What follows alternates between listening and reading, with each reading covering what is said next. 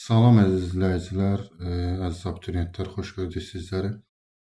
Demək, sizinlə bərabər 2025 test toplanışından tam cəbr ifadələr mövzusuna bir sual izahına baxacağıq.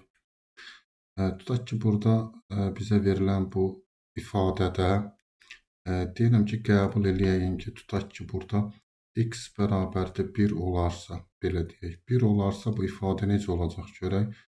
P1 plus P2 bərabərdir 2 plus 8 minus 3 bərabərdir 7 olur. Yəni, bir sözlə bu ifadənin qiymətini hesablasaq 7 alınacaq. Demək, x2-ni hesablamaq istəsək, görək nə olacaq onda? Olacaq P2 plus demək P3 bərabərdir. Yerinə qoyub hesablasaq olacaq burada.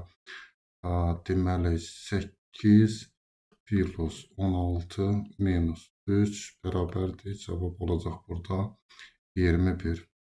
Bəli, biz bu aldığımız bu iki bərabərliyi belə deyək, tərəf-tərəfə çıxsaq, burada P2-lər bir-biri ilə islah olur. Əlimizdə qalacaq burada P3, üzr istəyirəm, P1 minus P3 bərabərdir.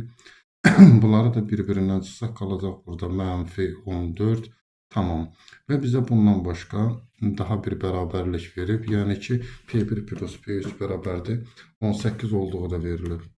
Bu bərabərliyi də bu ifadənin altından yazsaq, demək P1 plus P3 bərabərdir 18. Bəli, yenə bu alınan bu bərabərlikləri tərəf-tərəfə toplasaq, bu dəfə P3'lər ixtisar gedir, qalır burada.